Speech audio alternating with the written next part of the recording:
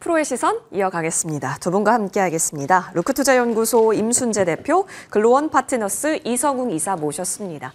어서 오십시오. 안녕하십니까? 네, 반갑습니다. 자, 시장 분위기 쭉 보이는데요. 일단 여러분 이번 주도 저희가 체크해야 할 것들 참 많습니다.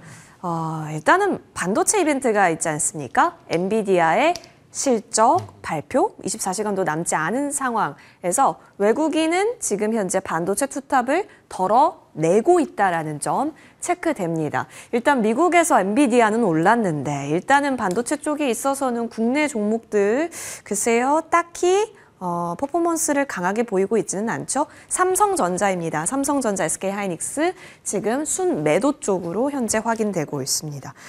이거는 또 엔비디아 실적에 대한 기대감이 예전에 상반기 때는 참 기대할 이벤트였고 달력에 꼭 별표 치고 체크해야 봐야 할 거였는데 이번에는 어떤 관점에서 바라봐야 하는 건가에 대한 우려가 있어요. 일단 좋게 나올 건데 우려 요인이 아예 없지도 않다라는 얘기가 많더라고요. 임 대표님, 엔비디아는 이제 반도체 쪽에 있어서 어느 정도의 파급력을 갖게 될까요? 이게 상승의 트리거로 삼아볼 수 있는 건 과거의 일일까요? 뭐 여전히 엔비디아는 뭐 가장 중요한 그런 기업이다라고 보시는 게 맞을 것 같습니다. 그만큼 뭐 지금 미국 시장 내에서 시총 1위를 이제 어저께 다시 이제 올라왔는데 그만큼 엔비디아의 실적 여하에 따라서 이런 AI 관련된 생태계에 전체적으로 영향을 미칠 수밖에 없다라고 보시는 게 맞지 않을까 싶고요. 지금 뭐 시장 전망치 같은 경우 지금 계속 올라오고 있습니다. 그래서 뭐 최근에 나온 걸로만 오늘 나온 걸로만 본다라고 하게 되면 매출은 331억, 뭐 전년 대비 83% 가까이 증가를 하고요. 그다음에 주당 EPS도 75센트가 될 것이다라고 예상을 하고 있습니다. 뭐 지금 기존에 팔고 있는 이제 후퍼칩, 그러니까 H100이나 H200의 칩의 판매가 여전히 뭐 탄탄한 그런 모습을 이어가고 있고요. 지금 시장에서 가장 뭐 지금 관심 있게 보는 건 이제 블랙웰 칩이 4분기서부터 본격 양산이 될 수 있느냐 여부입니다. 최근에 발열 문제 때문에 여러 가지 이제 얘기들이 좀 나왔었고요. 그것 때문에 주가는 조정을 받았긴 하지만 어차피 발열 문제라는 게 뭐 하루 이틀 나온 문제도 아니고 그 부분은 충분히 해소할 수 있다라는 관점에서 보면 일단 엔비디아의 이런 이제 블랙웰 칩에 대한 그런 우려는 그렇게 크게 보이지 않을 가능성이 높다라고 보여지고요. 다만 이제 회사 측에서 어떤 이제 발언을 하느냐는 좀 주목해 보실 필요가 있습니다. 블랙웰 양산이 이제 본격화된다라고 하게 되면 아마 4분기에 가이던스가 상당히 높게 올라갈 가능성은 있고요. 만약 블랙웰 칩의 양산이 좀 늦어진다라고 하게 되면 가이던스의 상승폭이 생각보다 작을 수가 있기 때문에 만약 그렇다라고 하게 되면 엔비디아의 주가 측면에서도 일단 차익 매물이 좀 나올 가능성은 좀 있다라고 생각을 하고 있습니다. 지난 2분기 실적 발표 이후에서도 시장 예상치에 를 넘긴 했지만 투자자들의 높아진 눈높이를 못 맞췄기 때문에 조정을 보였듯이 이번 같은 경우도 그런 이제 상황이 뭐 다시 도래될 가능성은 여전히 좀 남아 있고요. 그렇기 때문에 내일 뭐 내일 새벽에 이제 나오는 실적을 좀 더 주목해 보셔야 되지 않을까 싶습니다. 엔비디아 과연 또 어떻게 우리를 이끌지 기대가 되는 부분입니다. 내일 새벽 뚜껑 열리겠죠. 근데 일단 엔비디아는 엔비디아고요. 이성웅 이사님, 네. 우리 종목은 어떻게 해야 하냐라는 건데 사실 엔비디아 하면 SK하이닉스가 연동된 움직임 굉장히 잘 받아갔었잖아요. 근데 네. 최근에는 좀 화제성이 떨어지고 있습니다. 오늘 리포트 나온 거 보니까 저평가되어 있는 만큼 주가가 앞으로 강한 반등장이 올 때 가장 빠르게 올라줄 거다라고 하는 SK하이닉스 주주 여러분에게 있어서는 굉장히 기다릴 법한 얘기가 나오긴 했는데 어느 정도 평가 주십니까?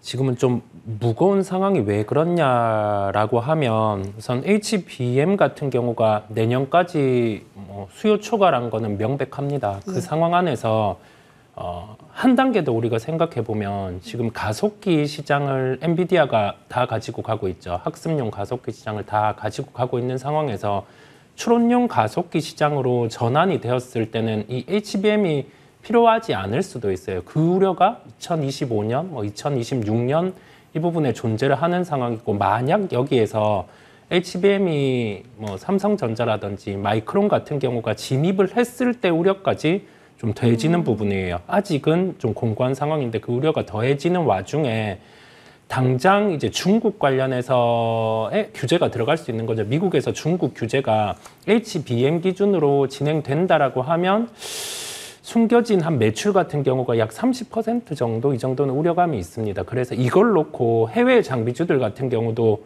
전부 다 조정이 나오는 모습이었고요. 네. 그 부분과 함께 국내 뭐 대형 IT, 뭐 장비주들 모두 동반해서 조정이 나오는 면이 있다 보니까 엔비디아 실적이 긍정인 건 맞고요. 여기에 대해서 뭐 추정치 같은 경우도 IB들의 의견을 보면은 긍정으로 나아갈 가능성이 높지만 이를 놓고 SK 하이닉스를 매수해서 접근하는 거는 좀 한계가 있다라는 말씀을 드립니다. 그럼 이사님 같은 경우는 지금은 네. 보유자는 어느 정도 비중을 좀 정리를 가는 측면으로 이번 연도 바라보자이실까요? 네, 비중 축소를 해야 된다라는 시각이고요. 예. 만약에 하단 가격은 한 15만 원대 이하 이 정도에 왔을 때 다시 접근이 가능하고 그 다음에 사이클로 놓고 이걸 15만 원대 이하에서 바이앤홀드로 가기보다 트레이딩 관점에 대한 부분을 열고 말씀을 드립니다. SK 하이닉스 트레이딩적 관점. 참 상반기까지는 끌고 가고 즐기는 구간이었는데 지금은 포지션 변경에 있어서 적극적인 액션이 필요한 구간임을 확인시켜 주셨고, 그럼 삼성전자 얘기 한번 나눠봅시다. 삼성전자는 사실 여러분 다 아시다시피 본업으로는 할 얘기가 없습니다. 사이드 쪽으로 얘기 나눠봐야 될 것 같은데요. 임 대표님, 그 자사주 매입 소각과 같은 밸류업 측면의 효과가 원래는 한 6개월은 나타나야 되는 거 아니냐라는 얘기 있는데 지금 이 정도 가지고 효과를 누렸다라고 해도 되는 거냐에 대한 얘기가 있습니다. 근데 지금 자막에 여러분 보이시다시피 금산분리라고 적혀져 있는데요. 사실 이 삼성전자가 주주가치 제고를 위해서 자사주를 소각할수록 최대 주주라고 할 수 있는 삼성생명이라든지 아니면 뭐 삼성화재가 보유한 삼성전자는 또 팔 수가 있다. 그러니까 이게 상충된다라는 얘기예요. 오버행이 나올 수밖에 없다라는 거예요. 임 대표님, 이게 지금 뭐죠? 그러면 이게 가겠다는 건가요? 말겠다는 건가요? 네, 지금 이제 법적인 이제 측면이 있다라고 보시면 되는데요. 지금 삼성생명이나 삼성화재 같은 경우 삼성전자 주식을 이제 많이 좀 들고 있습니다. 네. 근데 만약 그 삼성전자가 계속 자사주를 취득한다라고 하게 되면 그만큼 이제 삼성생명이나 삼성화재의 지분율이 올라가게 되는데요. 우리나라 이제 그러니까 금융산업 관련된 법을 본다라고 하게 되면 금융기관이 일단 산업체의 지분의 10% 이상을 가질 수 없게끔 되어 있습니다. 그렇다라고 하게 되면 뭐 10%가 넘는 지분에 대해서는 이제 매도를 해야 된다라는 이제 그런 얘기이기 때문에 이제 금산분리벽이 지금 얘기가 나오고 있고요. 뭐 정부에서도 이 부분은 알고 있습니다. 그렇기 때문에 이런 금산분리를 좀 완화시켜 줄 수 있는, 특히 이제 자사주 취득을 통해서 이제 지분율이 올라갈 경우에는 이제 금산분리를 좀 완화해야 되는 거 아니냐라는 그런 이제 얘기들이 좀 나오고 있기 때문에 일단 금산분리 관련된 부분은 좀 더 나중에 생각을 해보시는 게 좀 더, 지금 상황은 뭐 지금 굳이 그걸 걱정할 필요는 없을 걸로 보여지고요. 뭐 삼성전자가 지금 뭐 자사주를 이제 취득을 하겠다라고 했지 본격적으로 취득한 건 아닙니다. 그러니까 만약 자사주를 취득하기 시작을 한다라고 하게 되면 어느 정도 주가는 뭐 하방은 일단 막혔다라고 보시는 게 더 맞을 걸로 보여지고요. 뭐 그렇다라고 하게 되면 뭐 자사주 취득하는 속도나 그런 거에 따라서, 그리고 또 외국인들의 매도세에 따라서 그 부분은 주가는 그만큼 또 어느 정도 지금 수준에서 반등할 가능성은 충분히 있다라고 보여집니다. 다만 장기적으로 본다라고 하게 되면 본업이 가장 중요하다라고 보시면 될 것 같은데, 과연 HBM에 관련된 지금 뭐 시장에서 가장 관심을 갖고 있으니까 그 분야에서 얼마만큼의 이제 실적을 아니면 이제 가시적인 그런 모습을 보이는지 여부가 향후 주가의 방향성을 잡을 걸로 보여지고요. 당분간은 이런 이제 자사주 취득에 따른 그런 이제 움직임만 조금 있지 않을까라는 생각을 해보고 있습니다. 예. 역시 본업에서의 매력도를 확인할 수밖에 없다라는 부분인데요. 삼성전자 딱 하나만 이성웅 이사님 점검받고 싶은 게 있습니다. 네. 그 9월 30일을 딱 기준으로 외국인의 지분 율이 53.75%로 네. 어쨌든 외국인 배당금이 지급이 됐다라고 해요. 그 책정이 됐다라고 해요. 네. 근데 지금 주가가 많이 내려간 만큼 그 시가 배당률이 상승해서 네. 다시 또 배당 매력도가 또 높아지는 거 아니냐라는 얘기도 좀 피어오르고 있더라고요. 이쪽에서 네. 유인할 수 있는 책도 있을까요?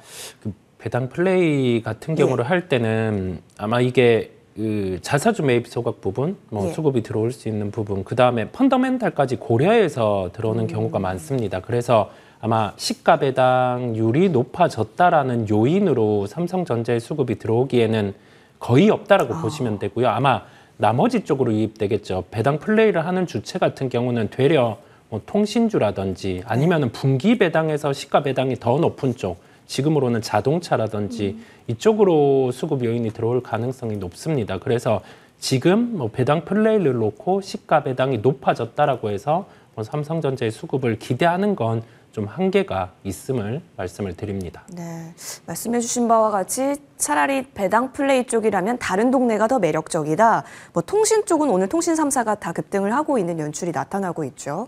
체크해 봤고 그럼 이제 이쪽으로 좀 넘어가 보겠습니다. 역시나 걱정 구간인 곳이 있습니다. 임 대표님, 알테오젠이 어제 왜 내리지 싶었는데 어제 자기 전에 좋은 뉴스가 나와서 오늘 다시 만회하겠구나 싶었는데 오늘 장 뚜껑 열어보고 이 시간 되니까요. 더 빠집니다. 이거 뭘까요? 일단 뭐 알테오젠의 지금 뭐 기타로다 이제 SC 지금 예. 임상 3상에 대한 부분 결과가 이제 나왔죠. 일단 지금 뭐 결과는 나왔지만 이게 최종적으로 이제 판매 쪽으로 연결이 되려면 이제 FDA 승인을 같이 이제 받아야 된다라는 부분이 아직 좀 남아 있다라고 보여지고요. 지금 뭐 미국도 그렇지만 지금 바이오 관련된 종목들이 전체적으로 지금 상황은 좀 안 좋습니다. 이유 중에 하나는 가장 큰 게 로버트 케네디 주니어의 이제 그 보건복지부 장관 예. 지명이다라는 거고요. 그와 더불어 지금 그 산하 기관에 대해서도 지금 지명자가 나왔는데 여기도 조금 시장에서는 좀 갸우뚱하는 그런 이제 인사가 이제 지명이 되다 보니까 그런 걸 본다라고 하게 되면 이런 바이오 관련된 부분에 대해서 좀 더 상황을 좀 지켜보자라는 그런 이제 심리들이 좀 강하게 작동하는 거 아닌가라는 생각을 해보고 있습니다. 그렇기 때문에 뭐 그런 영향이 국내 이런 바이오 관련주 쪽으로도 같이 좀 맞물려 있다라고 보여지고요. 뭐 지금 상황에서는 바이오 관련주 물론 이제 지금 얘기가 나오는 것, 그동안 이제 주가가 올랐었던 가장 큰 이유가 금리 인하에 대한 기대감, 그 다음에 트럼프 행정부 내에도 그렇게 영향을 받지 않을 것이다라는 이제 그런 기대감이 같이 맞물려 있는데, 최근 들어 금리도 올라가고 있고, 그 다음에 트럼프 정부에 대해서 지명하고 있는 사람들에 대한 리스크가 있다라는 관점에서 보면 지금 상황에서는 일단은 관망을 하는 게 좀 더 낫지 않을까라는 생각을 해보고 있습니다. 그럼 여기서 만약에 더 하방이 나오면 그때는 정리를 하자라는 관점이 아니면 그때는 더 모아 가자라는 관점일까요? 일단 이렇게 이제 기술 관련된 예. 수출 관련된 종목들은 일단 뭐 낙폭이 커진다라고 하게 되면 일단 분할 매수 관점에서 접근해 보셔도 되지 않을까라는 생각을 해보고 있습니다. 그러니까 국내 바이오 의약품 중에서 지금 뭐 최근에 이제 올랐었던 대부분 종목들 같은 경우는 해외로 기술 수출에 대한 그런 이슈가 불거진 이제 종목들이다라고 보여지고요. 대신 이제 이런 이제 기술 수출에 대한 기대감으로 큰 폭으로 올랐기 때문에 그런 부분에 대한 조정이라고 보시는 게 좀 더 맞지 않을까라는 생각을 해보고 있습니다. 특히 이제 기술 수출된 기업들이 향후에 본격적으로 이제 제형 관련된 부분이 판매가 된다라고 하게 되면 그거에 대한 뭐 로열티에 관련된 부분이 당연히 들어올 가능성은 충분히 있고요. 그렇다라고 하게 되면 지금 그런 이제 그러니까 향후에 이제 로열티에 관련된 부분을 감안한다라고 하게 되면 지금 주가 수준이 그렇게 높을 것이냐라고 보면 그렇지는 않을 것이다라고 생각을 하고 있습니다. 그렇기 때문에 이러한 기술 수출 관련된 기업들은 조정폭이 좀 커진다라고 하게 되면 저가 분할 매수 관점에서 접근해 보셔도 되지 않을까 싶습니다. 그러면 지금 하락을 하고 있을 때 크게 두려워할 필요는 없어 보일 수도 있겠네요. 알테오젠 알겠습니다. 관망의 자세로 현재 구간은 포지션 잡겠습니다. 바이오주 전반적으로 좀 확산을 시켜볼까요? 오늘 사실 여러분 삼바도 좋은 소식 나왔고 바이넥스도 좋은 소식이 나왔습니다만 사실 생각만큼 다시 이전에 강했었던 그때 분위기는 아니에요. 아까 전에 말씀해 주신 RFK 그분 때문일지 이성웅 이사님. 네. 그분 이제 지명됐고 사실상 우리는 맞이한다라는 관점 때문일까요? 근데 오르긴 오르는데 시원하게 못 오른다라는 관점이잖아요. 네. 그럼 바이오는 지금 미지근한 상태일까요? 어떤 상태예요? 뭐 미지근한 상태라고 할 수 있고 그다음에 시장 참여자들의 하나의 심리를 놓고 보면 바이오를 적극적으로 매매를 하지 않고 있습니다. 지금 시장의 결은 산업재 쪽에 맞춰져 있고 아예 그 미국에서 진행될 수 있는 이 정책과 관련된 부분의 방향성과 장기적으로 일치하는 산업이 강하다 보니까요.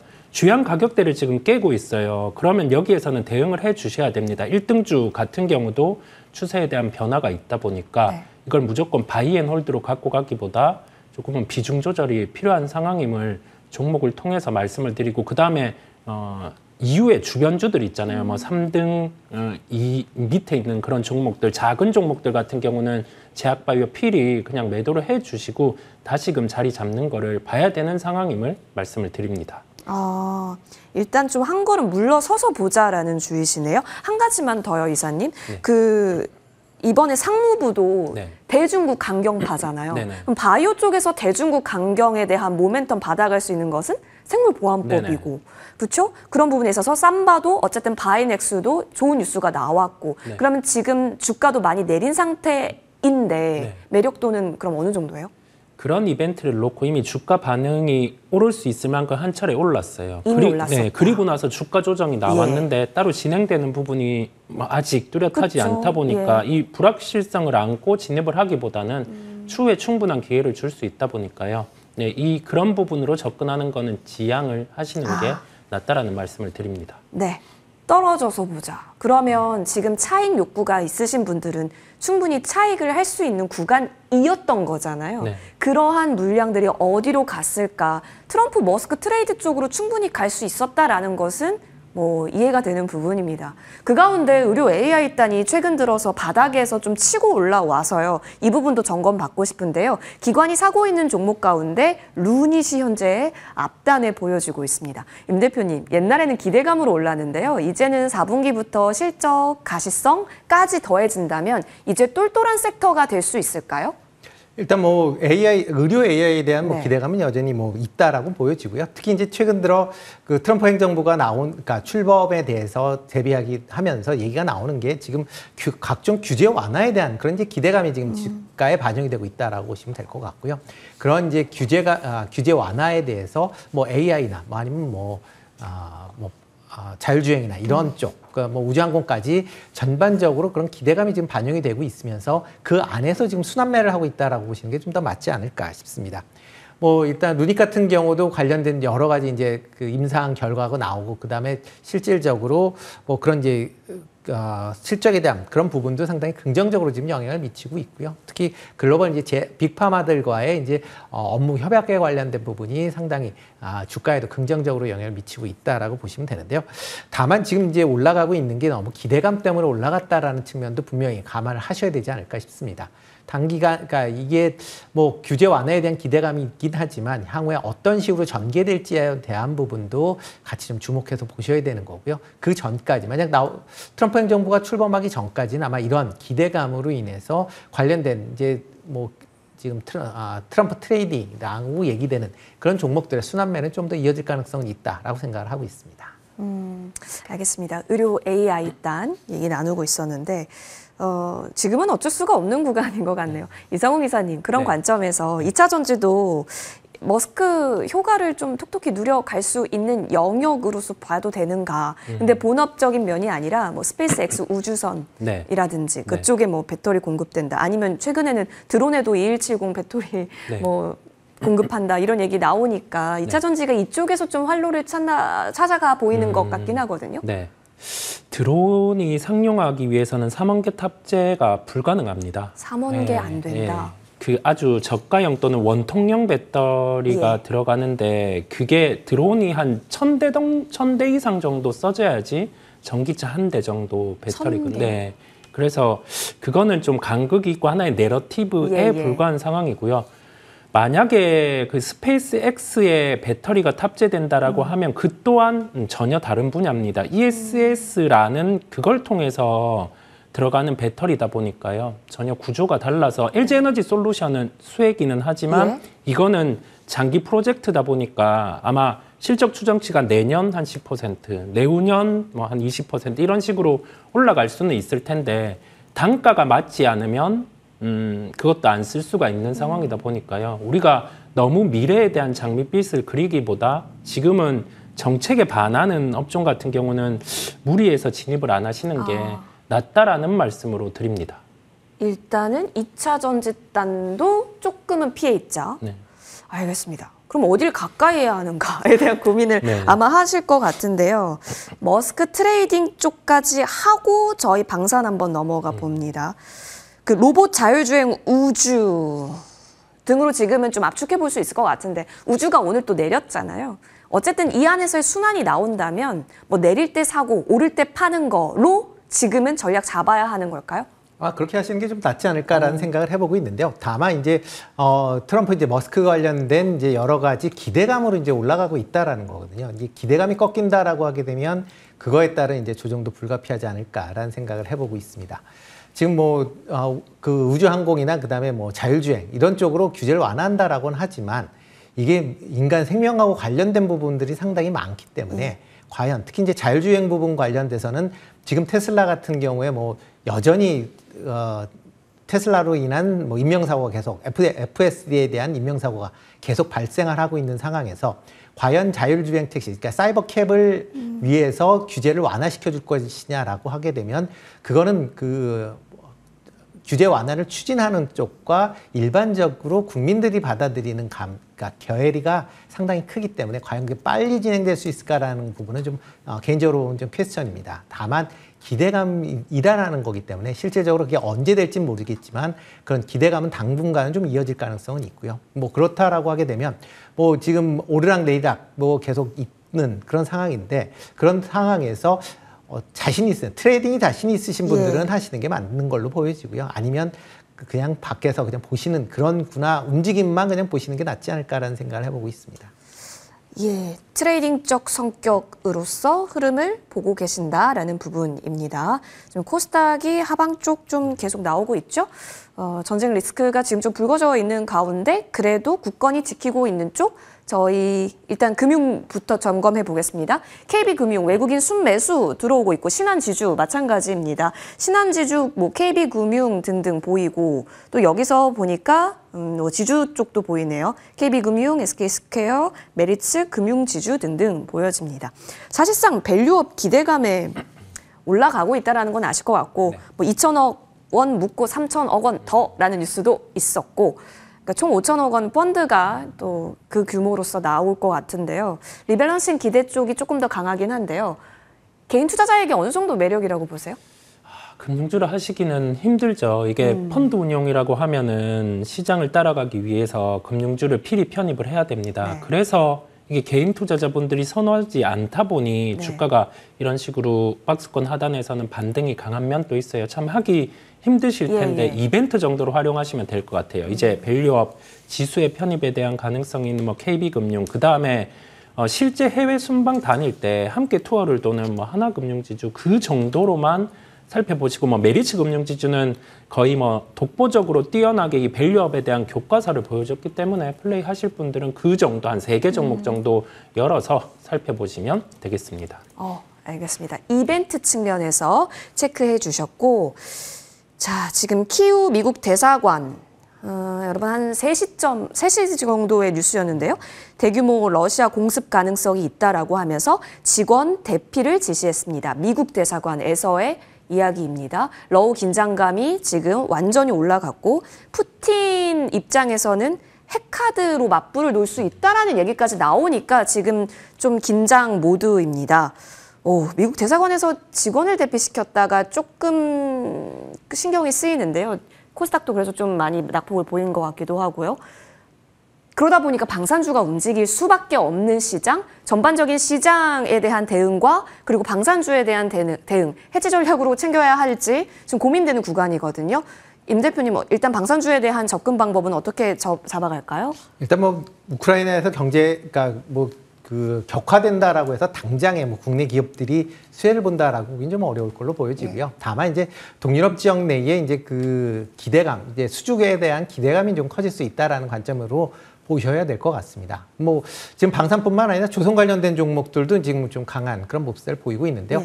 일단 뭐 전체적으로 방산에 관련된 부분은 여전히 좀 관심 있게 좀 보셔야 될 필요는 있다라고 보여지는데 다만 최근에 좀 급등을 했었던 측면이 있습니다. 그렇기 때문에 어느 정도 조금 조정을 받는 시점에서 보시는 게 맞을 걸로 보여지고요. 지금 상황에서는 굳이 쫓아가면서 매매를 하실 필요는 없지 않을까라는 생각을 해보고 있습니다. 현재 구간에서는 조금 더 지켜보자. 이성우 이사님, 지금 막판에 또 이런 뉴스가 나와요.